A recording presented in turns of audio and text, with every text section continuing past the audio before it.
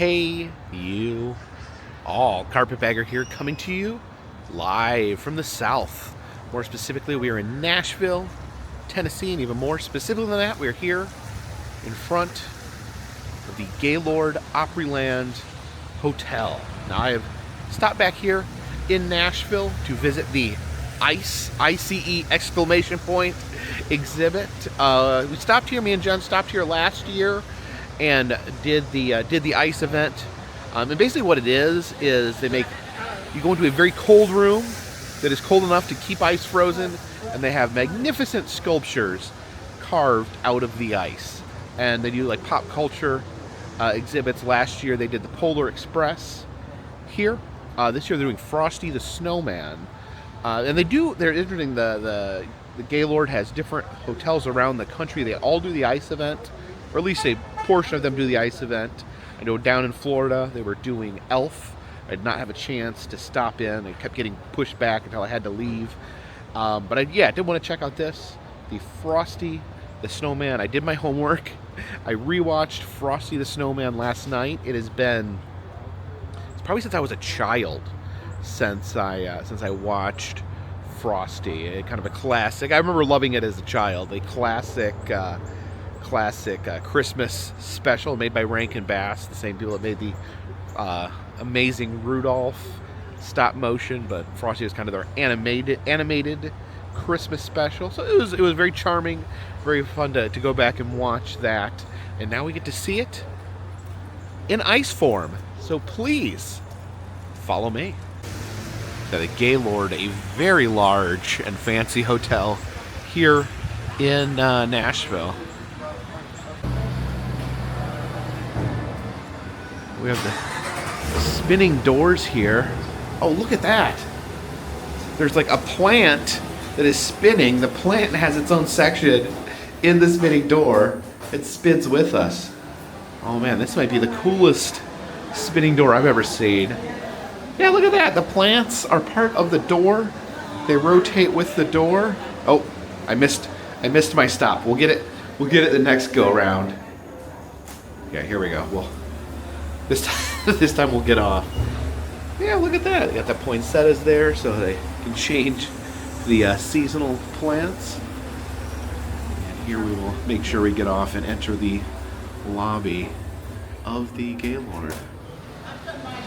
No, I think the car's out. Into the grand entry point here.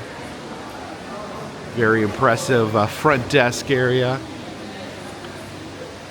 And look at this, got the stained glass ceiling there.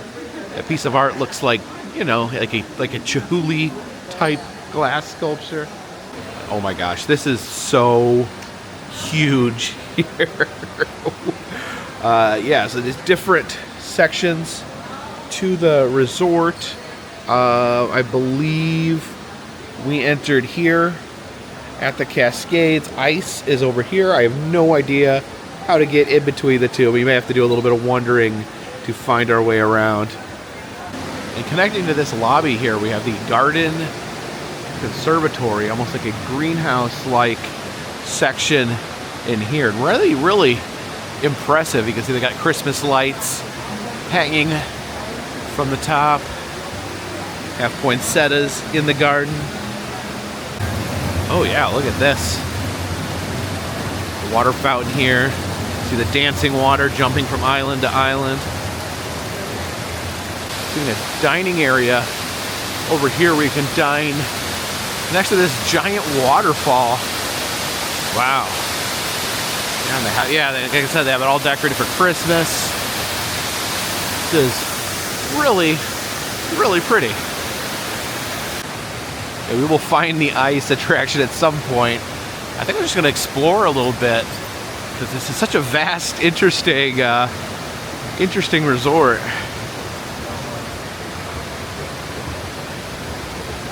Yeah, this is super cool. The conservatory extends into here. We're kind of up on a bridge. There's like a walking path underneath us as well. There's a guitar over there. All these music notes floating in the air because, Nashville, considered to be Music City. The balconies of the hotel rooms actually overlook this area. So that's kind of nice for Christmas. You can go out in the balcony and enjoy the lights without having to be super cold. Oh, look at that. The big floating music notes over there in the air.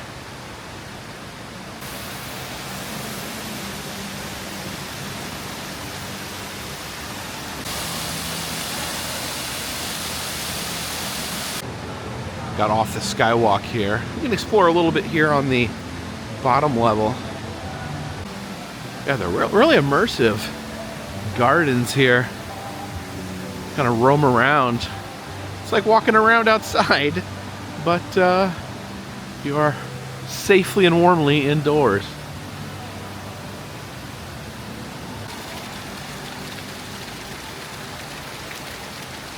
You have this big flower-covered gazebo here in the center.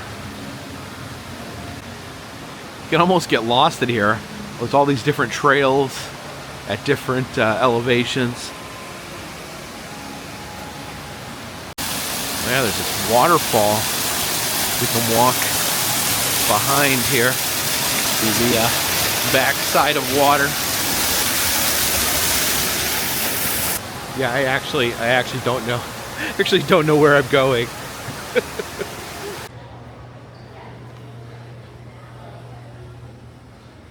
And look at this massive Christmas tree here. A Christmas tree made out of poinsettias. So the two Christmas plants coming together to form one. Okay, this is another greenhouse area. This is called Delta Island. There we have another poinsettia tree.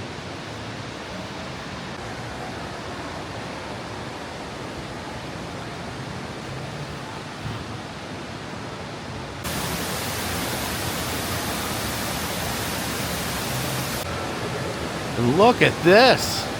We have horse people. Oh my gosh.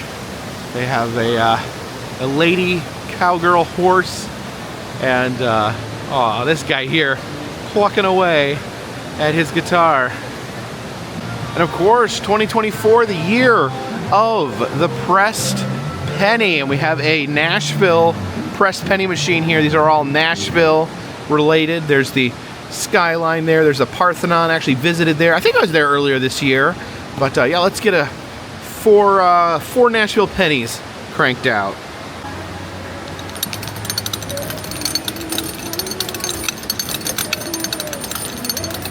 And there you go, a set of Nashville pennies to brighten our Christmas. There's like a little street here, I guess themed after towns from the Mississippi Delta.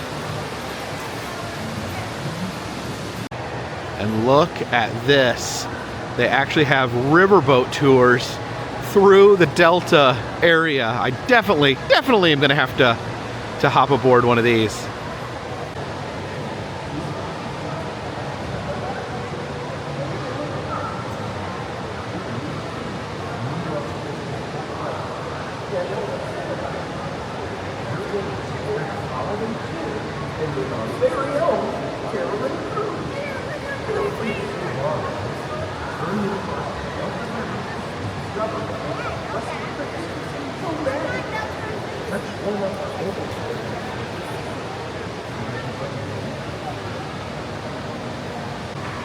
Now let's grab a ticket and hop on board. Our chariot awaits. Welcome aboard, everyone. My name is Zach. I'll be your captain for this ride today. Please keep hands, feet, and phones inside of the boat and enjoy the ride. Elvis will take it from here. All right, here we go out sailing on the Delta. Introduction. I'm Elvis. That's the singing cruise. If you take a look around, you'll see some of the 5 billion dazzling Christmas lights that started decking the halls with all the way back in August.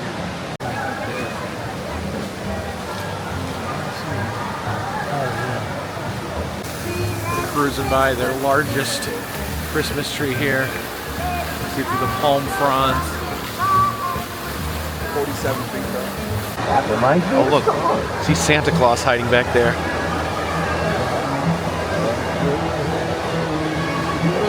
That's oranges on the tree there. You can see the nutcrackers here playing a little bit of jazz music. It's all in harvest. When you hear the nutcrackers sing,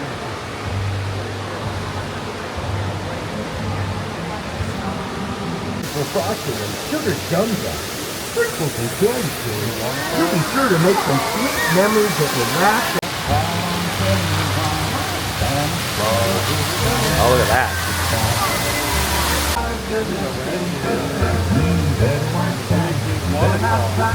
The reindeer up there on the cliffside. In just a moment, A lot of waterfalls. The banyan tree, also called the wicker what is And under the banyan tree says there's Christmas lists celebrating here hanging from the banyan tree, different Christmas wishes, if you will.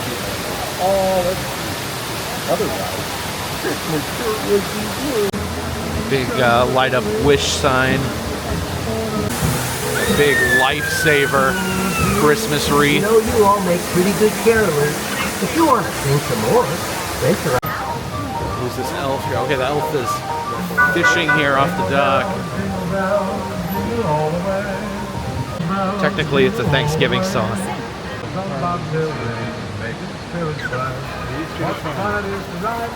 I just noticed there's fish in here. Look at that catfish. Well, folks, it was an honor to be your guide for joining us. And it looks like it is time to head back into the station. Holiday season be filled with laughter.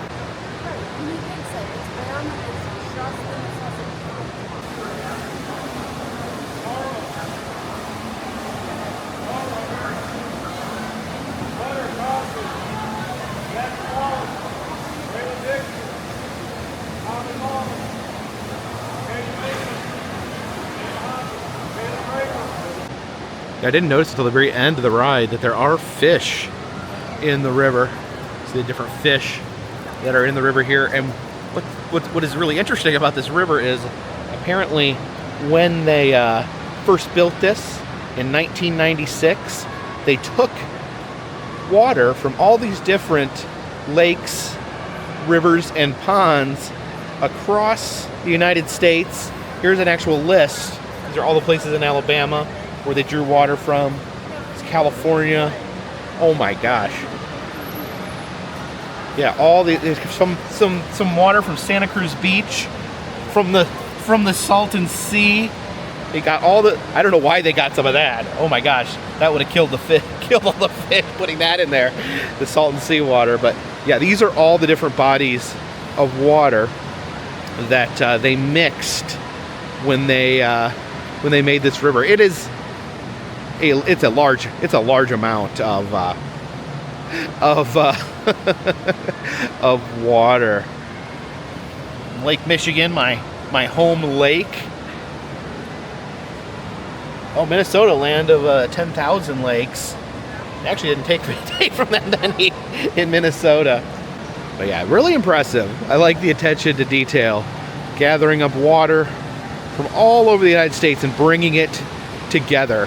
I think I'm going to do this. This will be my goal for next year, is to visit all these bodies of water and combine them, and then drink it. Oh, here's some international waters. See the banjo snowman there, also honking away on the harmonica. Okay, we have found it. It says walkway to ice this way.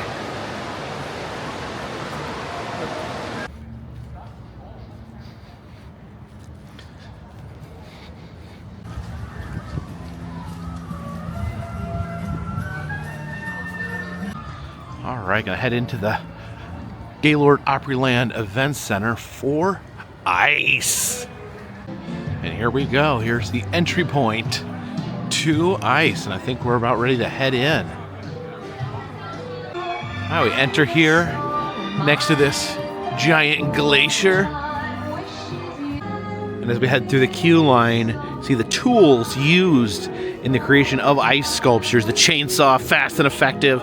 This is the nail board. They use that to, I guess, to grind the ice and then to be able to attach two pieces of ice together.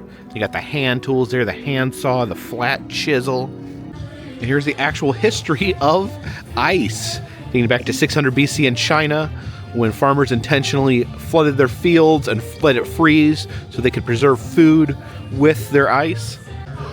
Boston, Massachusetts, 1806, the Ice King Frederick Tudor founded the Tudor Ice Company, which actually shipped ice around the world, because before we could freeze ice ourselves, they'd actually have to go find frozen ice in the wild and break it down, keep it cold, and sell it.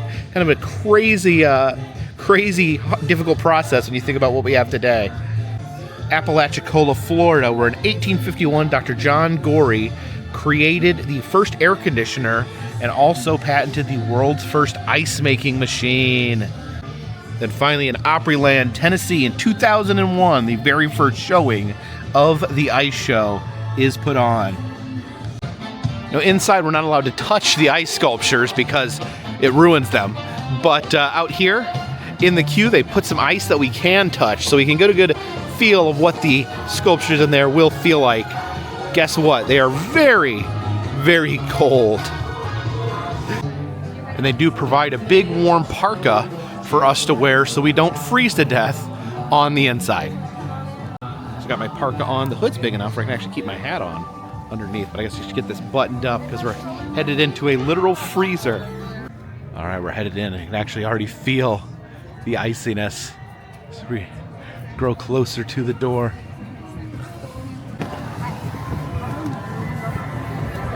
Oh, look at this. Oh, it feels cold in here, but it's really beautiful. Yeah, keep in mind, this is all ice that we are looking at. So like I said, I did actually watch Frosty the Snowman last night to prepare. Here is the villain, Professor Hinkle. He was a really crappy magician. He came to the school to put on a magic show, but all his magic tricks were terrible, and the children did not like it. He got so mad and embarrassed that he threw his magic hat away. You can see the magic hat right there that he tossed it in the trash because he did not want it, thought it was useless. And then down here we have his rabbit that he would use in his act, Hocus Pocus. But Hocus Pocus was not evil like Professor Hinkle. Hocus Pocus ended up helping the children and joining with Frosty. And here they are making Frosty out of the first winter snow, which is also a Christmas snow because it happened on Christmas Eve.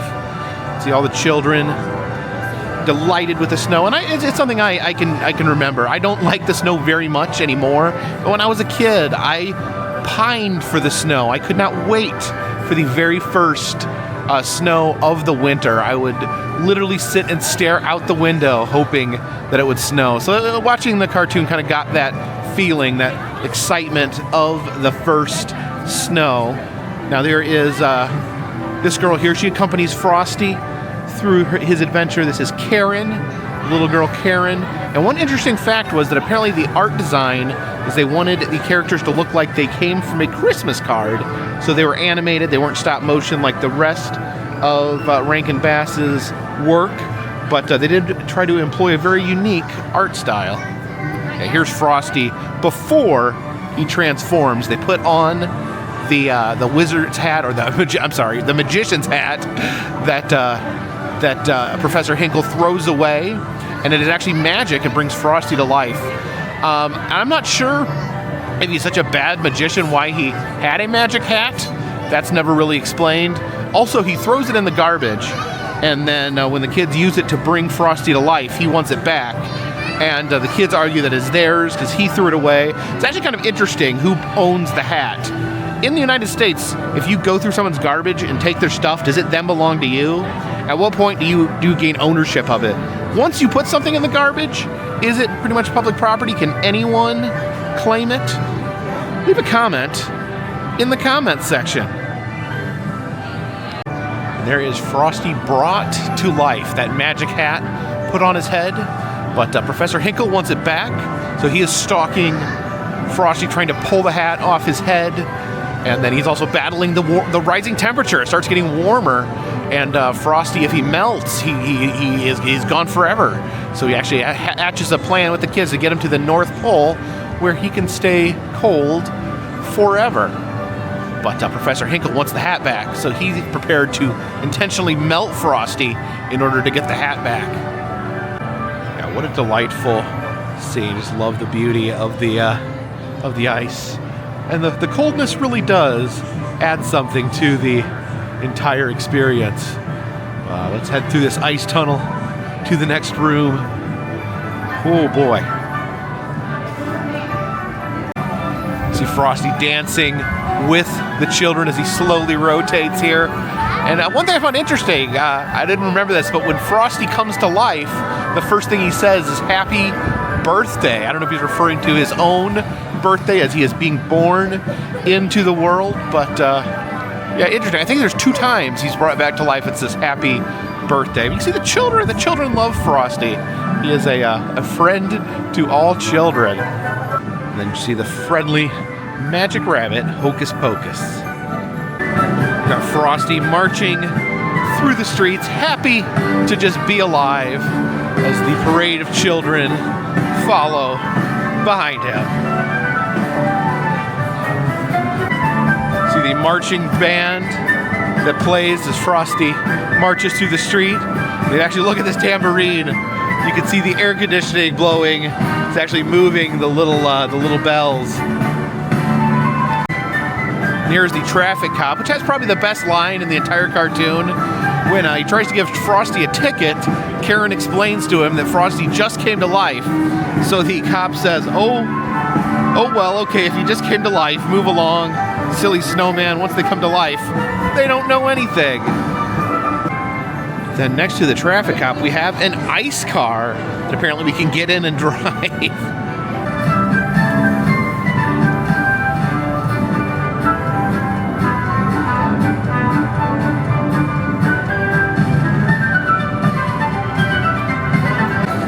There's another ice car. See people shopping for Christmas on top of this bridge here. And I just noticed, I think you can actually go through the ice tunnel here. Oh wow, somehow it manages to be colder here in the ice tunnel than it is even the rest of the freezer. Oh my goodness, and it hurts my knees. All right, that's enough ice tunnel for now. Oh my God.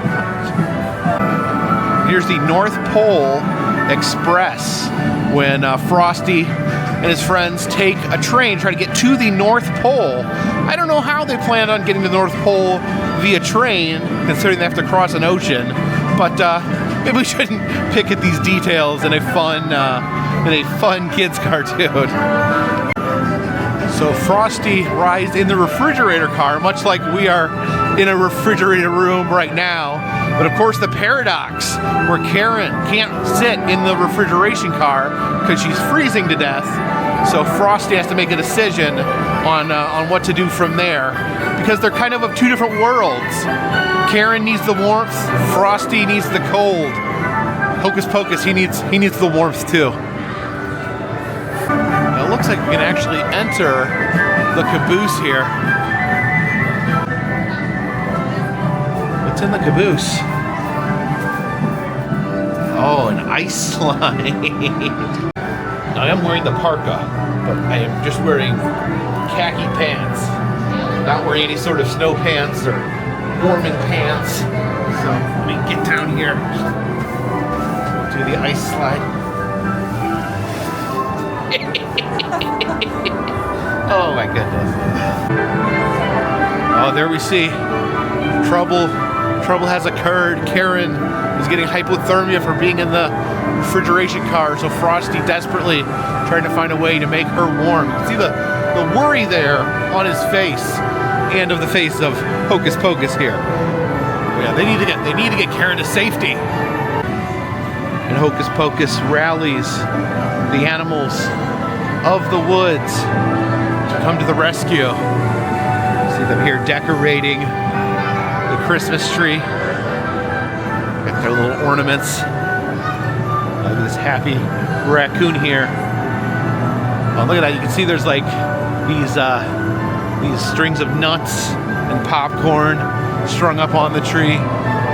My grandma used to string popcorn on the tree. Does anyone else do that growing up? I'm lucky the animals have made a fire here to help keep Karen warm. So that is a fire right there made of ice. That is very ironic. She is warming up on a fire made of ice. And yeah, I'm putting my hand here to see if it'll warm my hand, but it's actually making my hand colder. Here we have the giant ice slides. You can see Frosty there sliding down. What does he go? Thumpity thump thump. That's one of Frosty's superpowers, is that he is slick and slidey, so he can slide on ice. And his trademark is sliding on his belly down the hills. So let's go slide like Frosty. They're probably not gonna let us slide face first. We can still slide. So let's go do some sliding. Luckily the stairs here are not made of ice, so we will not fall down the stairs, but we will be sliding down this hill. Now up here on top of the slide, you can see the evil Professor Hinkle is out looking for Frosty. Okay. Here we go. Oh my gosh, this is ice. As you know, let's go. Slide. Whoa! That went pretty fast. First, I didn't think I was gonna go. I was having trouble going down the hill, but once I started going, I kept going. Okay, we're gonna do this again. I'm gonna give you guys a POV. So I'm scooting down here, and then. Oh, jeez! Yeah, ice is pretty slick. And it looks like there's another slide over here on that side of Frosty. The other ice slide is over this way.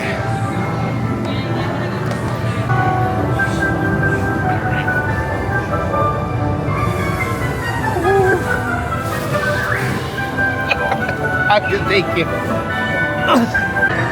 Okay, this is a lot of fun. I'm gonna do what? One more slide on the big one over here. All right, let's do this.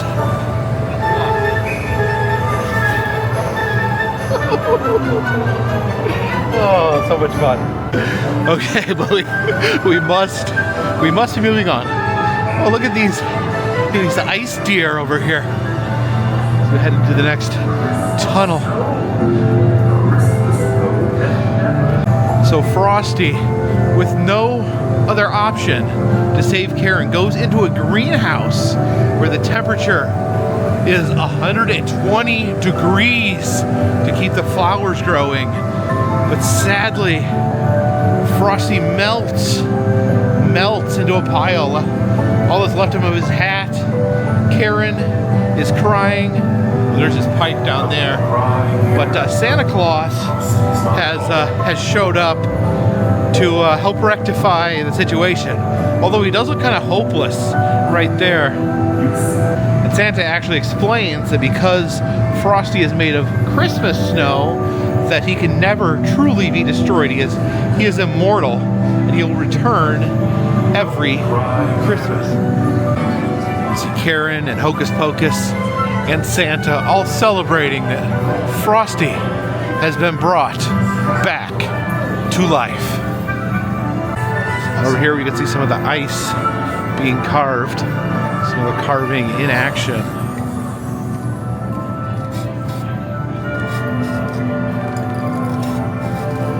Yeah, you can see the flowers there made from ice. And even though Frosty will now live forever, he can't stay here because it'll warm up and he'll melt. So he goes back to the North Pole with Santa, but promises that he will return every Christmas. And that brings us to the end. But every year, regardless of the theme, they end with this giant ice nativity. See the three wise men. See Joseph and Mary, the shepherd, over here. And right there in the center, the glowing baby Jesus. And the statue of the angel here. The guide was actually pointing out that you can see the face of Jesus inside there, inside the chest of the angel. You can make it out. I believe it is time to head out back into the warmth. Oh, that feels amazing. Oh, look at that. The camera's already fogging up. All right, we are done with this nice warm parka, although it did serve me well. Thank you. Thank you, sir. And we exit through the gift shop. You can see they have little plushy Frosties, as well as little Frosty snow globe ornaments. That's kind of cool. It's a snow globe and an ornament. Rosebud. We have a whole tree of elves on the shelves to spy on your children.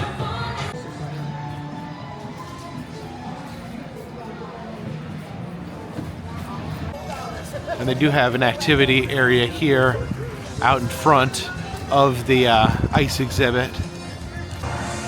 We're doing a little bit of snow tubing over here. There's ice skating over here. And I've mentioned before, I've never been ice skating, and I don't suspect I ever will. I just have this overwhelming fear of breaking my ankle or having my neck split open with an ice skate. Some snowball throwing over here. We try to get the snowballs into the targets. There is see no snow, speak no snow, and hear no snow. The giant twinkling reindeer.